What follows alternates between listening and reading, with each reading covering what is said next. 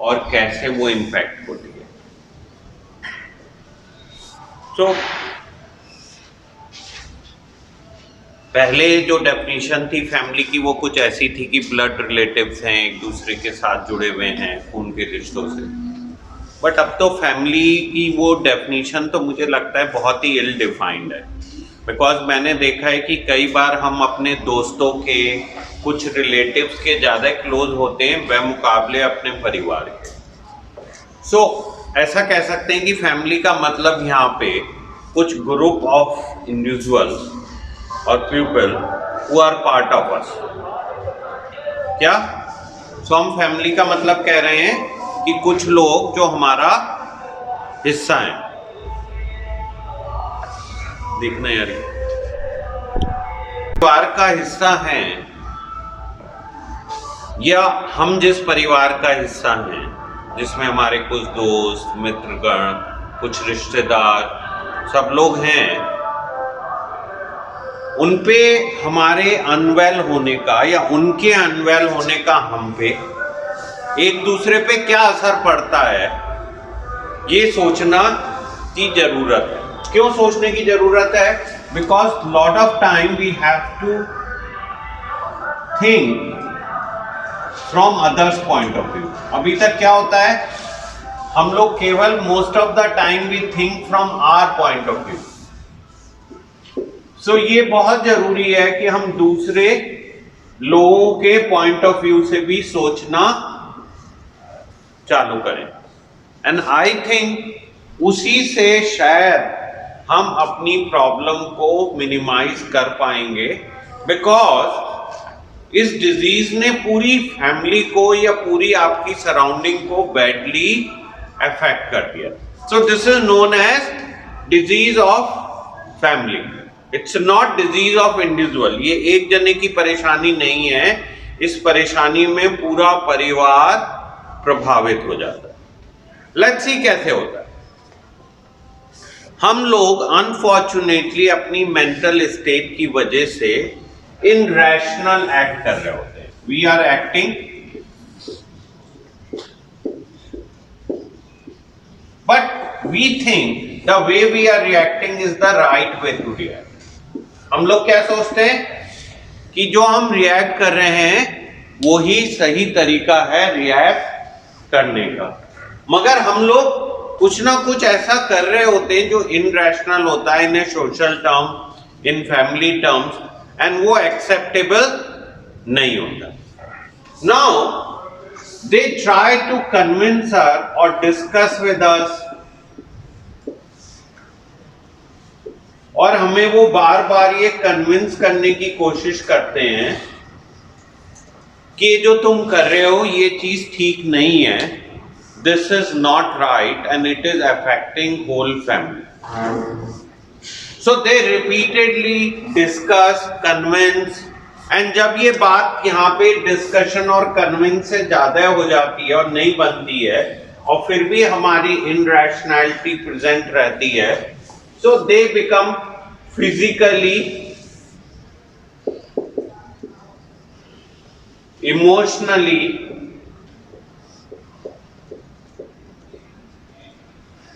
Controller.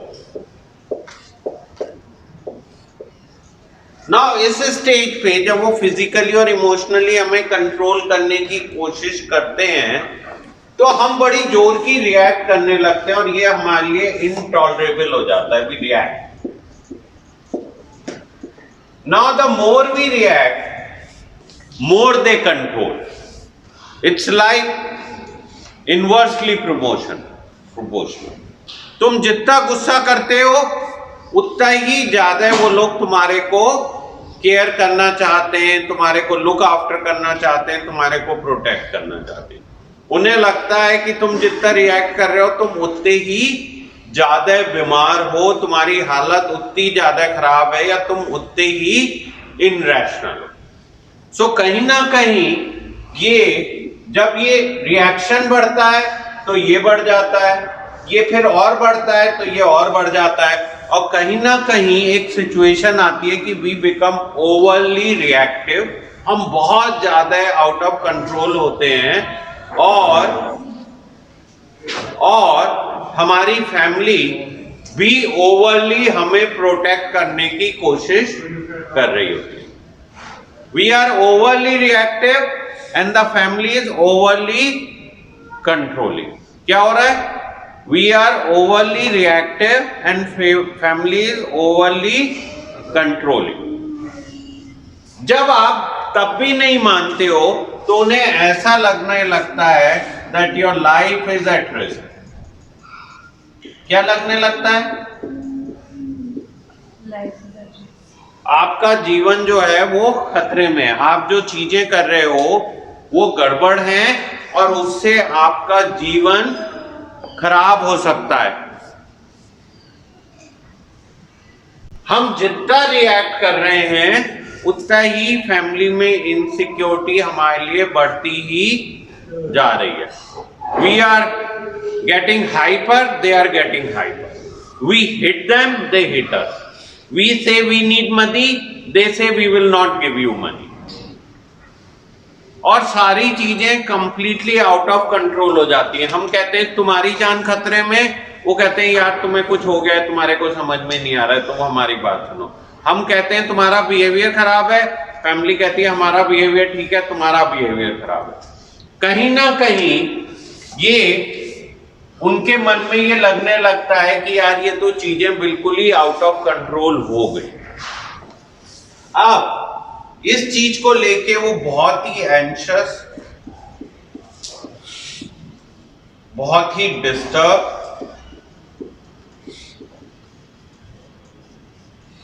और emotionally unwell हो जाते हैं. तो जब हमारी सिचुएशन आउट ऑफ कंट्रोल और हम बिल्कुल कंट्रोल नहीं कर पा रहे हैं तो हमारी इस हालत को देख के वो अनवेल हो जाते हैं, बहुत ज्यादा घबराने लगते हैं और डिस्टर्ब हो जाते हैं. और उनका सारा फोकस अपनी लाइफ से हटके there focus is towards us. उनका फोकस पूरी तरह से हमारे पे केंद्रित हो जाता है बेमुकाबले अपनी लाइफ को चलाने में. हम इमोशनली, फिजिकली कहीं ना कहीं बीमार हुए. हमारी लाइफ में इनरैशनल थिंकिंग आ गई और हमारे साथ साथ हमारी पूरी फैमिली भी डिस्टर्ब हो गई और एंशियस हो गई और अनवेल हो गई. उनकी सोचने समझने की शक्ति खत्म हो गई. Now this is the impact of our disease on our family. Repeatedly उनके मन में केवल निगेटिव थॉट्स आने लगते हैं. उन्हें लगता है हम मर जाएंगे, हमें कुछ हो जाएगा, हम जो काम कर रहे हैं उसमें हम पुलिस में पकड़ लिए जाएंगे, हम कोई किसी को हिट कर देंगे, मार देंगे, हमारा किसी से झगड़ा हो जाएगा, चीजें आउट ऑफ कंट्रोल हो जाएंगी. एंड धीमे धीमे धीमे धीमे ये सिचुएशन बैड टू वर्स्ट होती जाती है. और एक लिमिट के बाद जब इसको बिल्कुल ही संभालने में असमर्थ हो जाते हैं तो उन्हें एक तुलसी जैसी जगह में प्रोटेक्ट करने के लिए, हमें प्रोटेक्ट करने के लिए लाना पड़ता है. So we are here not because of anything else but in a form of protection. क्यों हैं हम यहां पे? हम क्यों हैं? क्योंकि उन लोगों को क्या डर है? उन लोगों को सो फैमिली अनवेल है. क्या है? फैमिली अनवेल है और उनकी थिंकिंग बैडली अफेक्टेड है.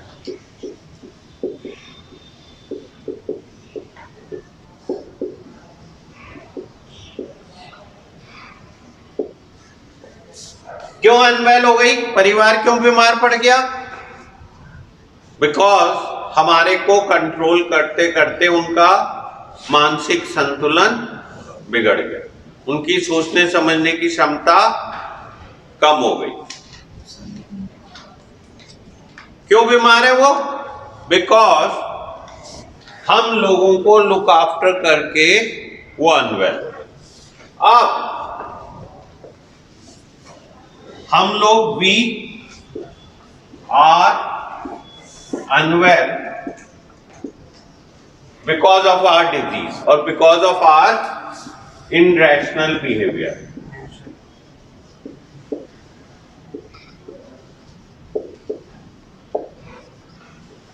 हम बीमार अपने इनरेशनल बिहेवियर की वजह से और वो बीमार हमारे को प्रोटेक्ट कर करके। अब it becomes a family of unwell population. अब इस सिचुएशन में आपको फॉर प्रोटेक्शन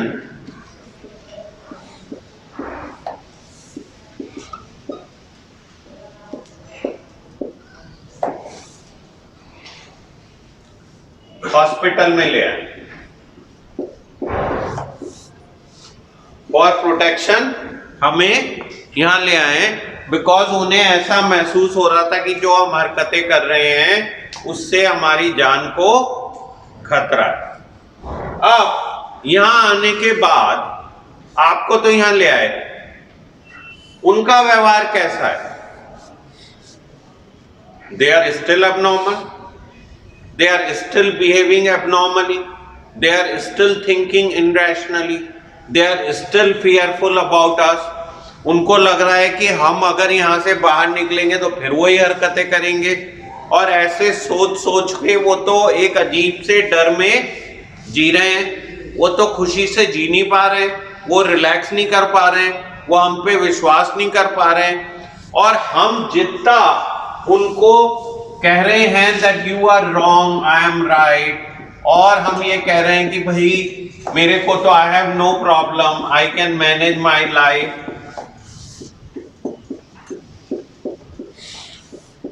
उतनी ही उनकी एंजाइटी प्रॉब्लम बढ़ती जा रही है।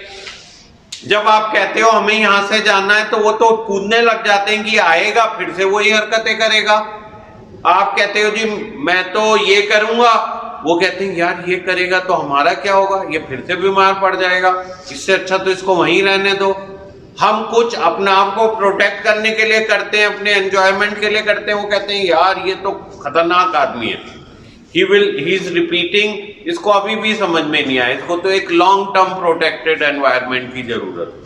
और सिचुएशन बार बार बार बार उन्हीं साइकिलों में उलझी रहती है और ठीक नहीं होती है। और अगर यही सिचुएशन चलती रही so we all become extremely unwell.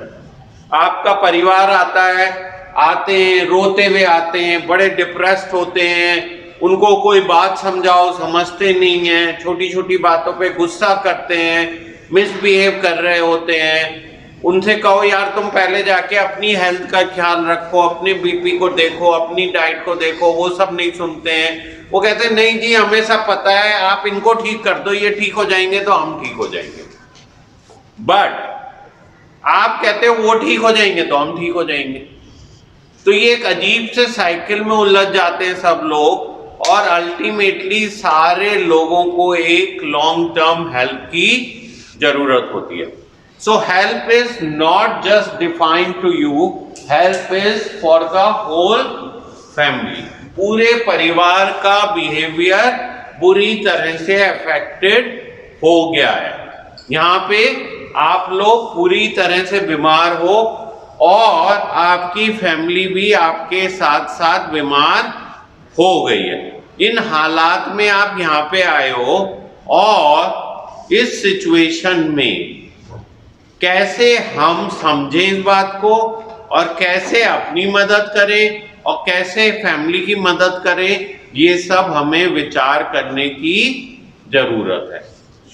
क्या कि हम लोग प्रभावित, हमारी फैमिली प्रभावित, and I think it's high time how we can help ourselves and how we can help others, our family. और जब तक ये नहीं होगा तब तक बात नहीं बनेगी, चीजें ठीक नहीं होंगी और सिचुएशन वो ही निगेटिवली चलती रहेगी। देखो, future of all the illness, there is going to be major new development, and that is going to be based on genetical engineering. Now, what is genetical engineering? Let's try to understand that. Now, what is happening is that somewhere they find out that in our genes there are these two areas which is defective. These two areas are not working properly, and there is something wrong in these two areas. And they go further and define it very precisely. Now let's say the A is missing. क्या है? उस जगह पे क्या है? A is missing. क्या गड़बड़ है? The A is missing in the gene, and that is the cause of all the problem. Now they will infect us with the virus.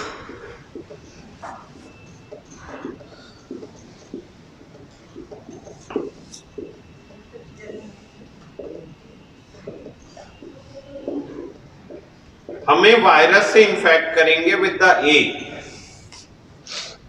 और ये जाएगा वायरस और इस पार्ट पे जाके चिपक जाएगा और हमारा जीन रिपेयर हो जाएगा.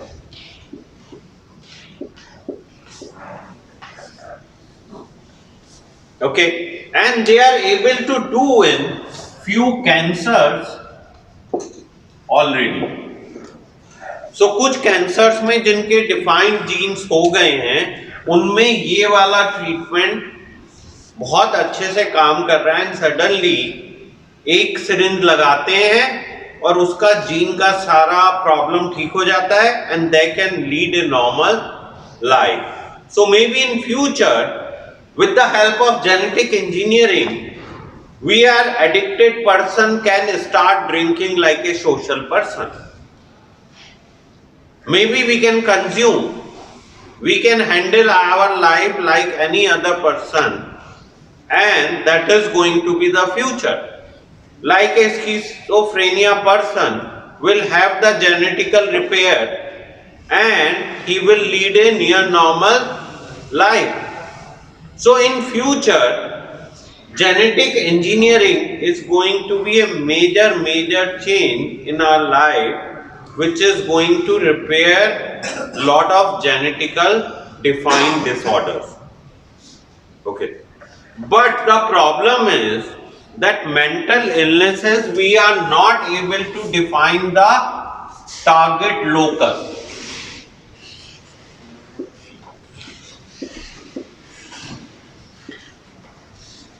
अभी इसमें मल्टी लोकस है. लाइक यहां पे मैंने सिंपली दिखाया कि 2 A मिसिंग है. इमेजिन इसकी जगह A B C D E ऐसे करके बहुत सारी चीजें मिसिंग होती. A B C D E F A B. तो आप कितने वायरसेस में इन्फेक्ट करोगे? And this will take some time. If we can target one locus, define अगर कर पाए, it will be very easy to repair it. In certain cases, sir, where you can define the locus. Yes. So in future, so how things are changing? When I was a kid, मेरे DA का पूरा analysis used to cost maybe ₹1 crore. कितना cost करता था? ₹1 crore. जब मैं थोड़ा बड़ा हुआ तो मेरे पूरे DNA का एनालिसिस स्टार्टेड कॉस्टिंग 25 लाख रुपए.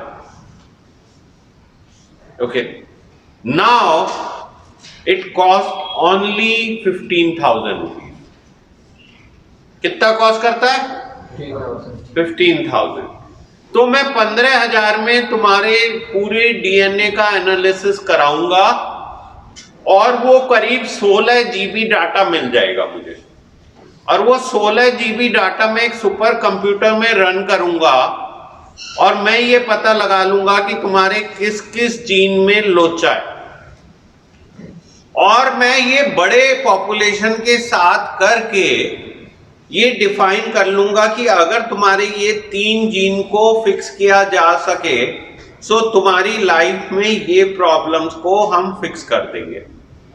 एंड मैं जाऊंगा और उनको फिक्स करने वाले वायरस ढूंढूंगा और वो वायरस का तुम्हें एक शॉट लगाऊंगा बचपन में और तुम्हारे वो जीन्स फिक्स हो जाएंगे and you will never have those problem.